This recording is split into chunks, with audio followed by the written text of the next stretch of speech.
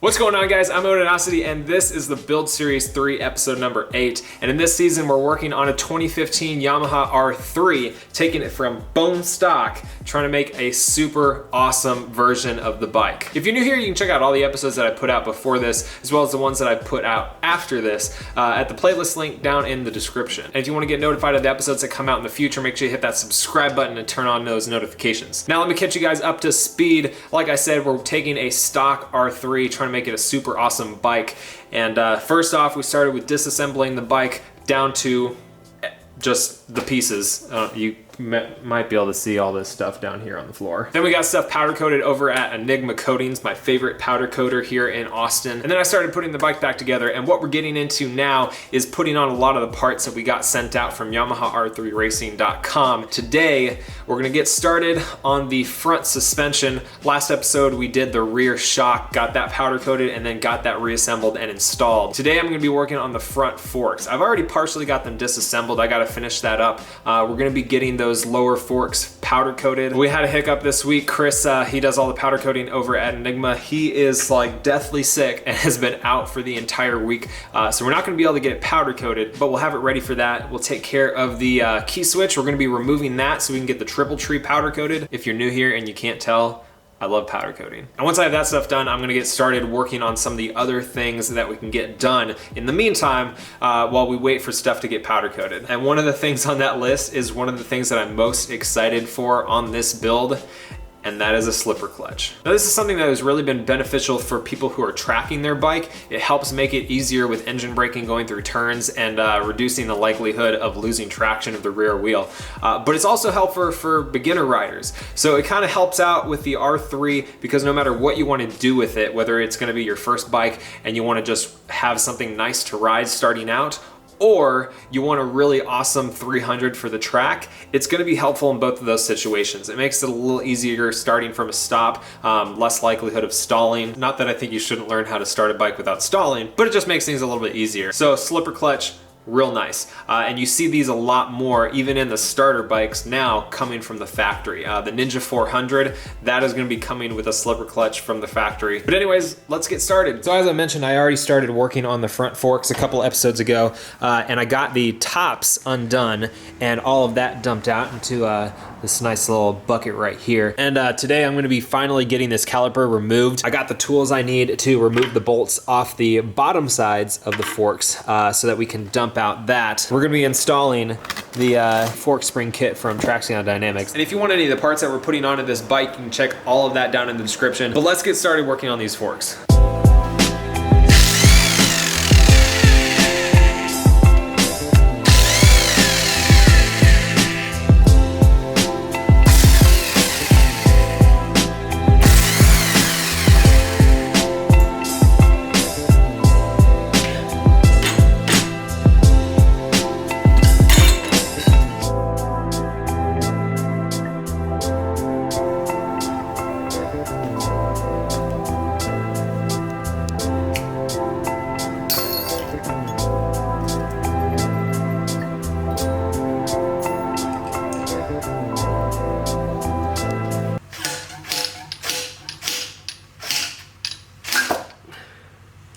Nice. So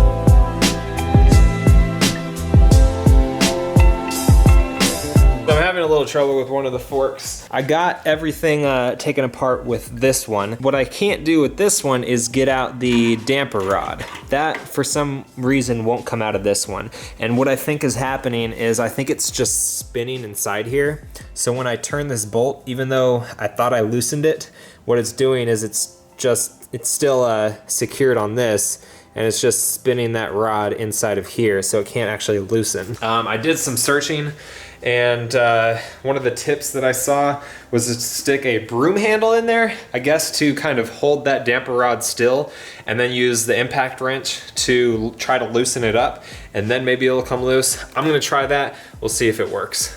Good? Mm-hmm.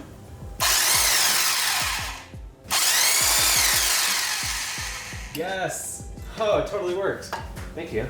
You're welcome. What'd you do? So that put pressure on it so it wouldn't move. Ah. And then I could undo the bolt. Cool. It works.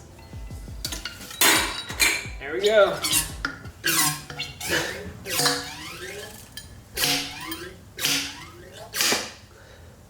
Done. By the way, if you didn't see yesterday's video, we got a new car, and for those that hate the gull wing doors, this is why it makes it so much easier. You have so much freaking space with this. All right, oh, there's your other side. As Abby demonstrates inserting a car seat in there. Bye, Aylin. Have fun.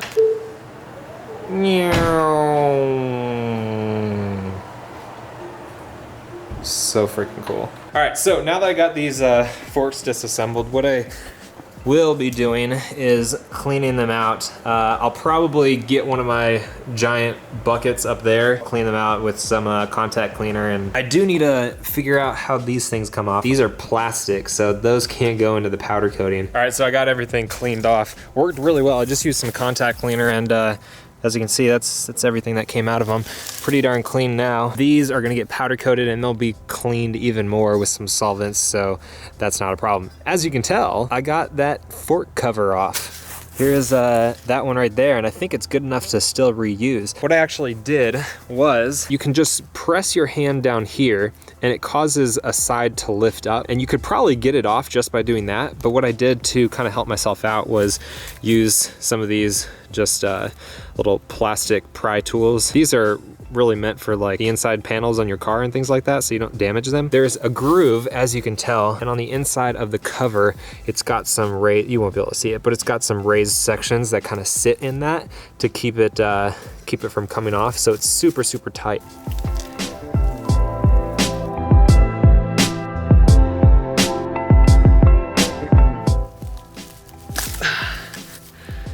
Boom.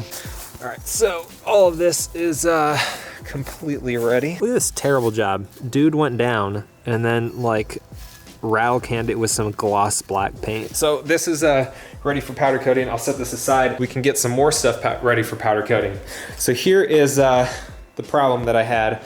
We've got the top of the triple tree and we've got the key switch right here, but it's attached with security bolts. And how they work is you basically torque them down, and when you torque them, the tops break off so that there's no head for you to actually screw. My plan is to take a little Dremel and Dremel a slot into the top of these so I can unscrew them, take off this, get it powder coated, and I got some new security bolts that I can put back in there once we have all that done.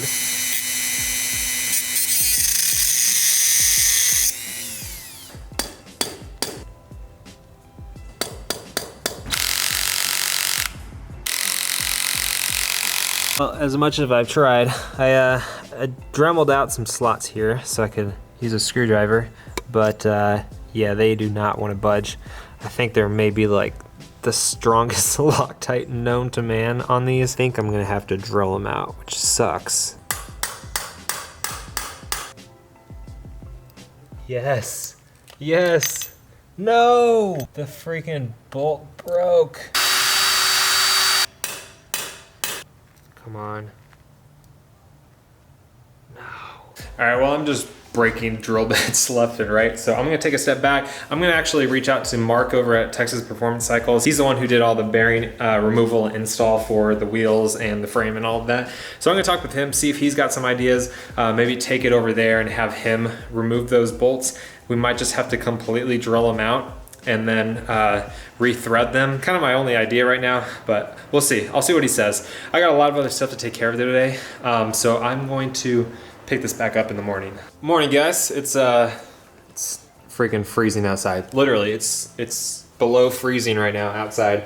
So I got a coffee and I got my I got my plaid on again. I put up the front of the bike up on jack stands so that we can do this install easier. As I mentioned in the beginning of the video, we are installing a slipper clutch on the R3. I'll link this down in the description, but along with it, I'm gonna link a post over on YamahaR3Racing.com. Jesse has a step-by-step install for this slipper clutch. Should make it super easy. I'm gonna try to get by without a couple of the tools that he recommends. We'll see if I can do it. It shouldn't be that hard. I changed clutch plates with fry riding a while back on my WR. I'm not completely foreign to it, but the write-up should help a lot. He also explains a little bit more about how the slipper clutch actually works. So if you wanna read more about that, you can check it out. But let's get started.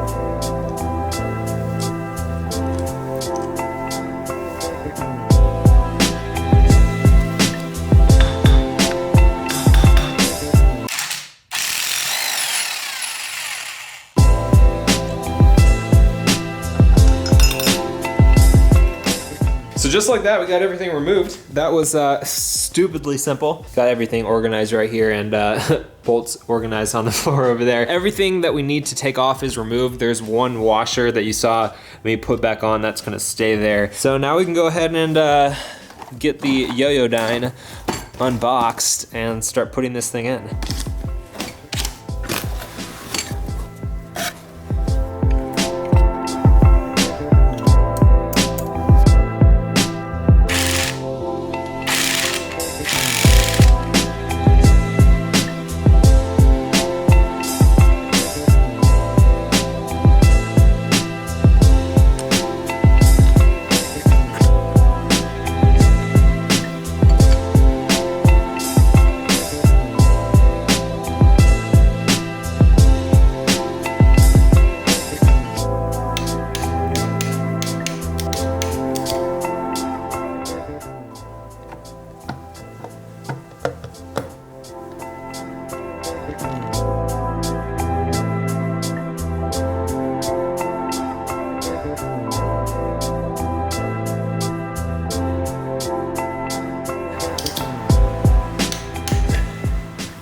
That's it, guys. That is the slipper clutch install.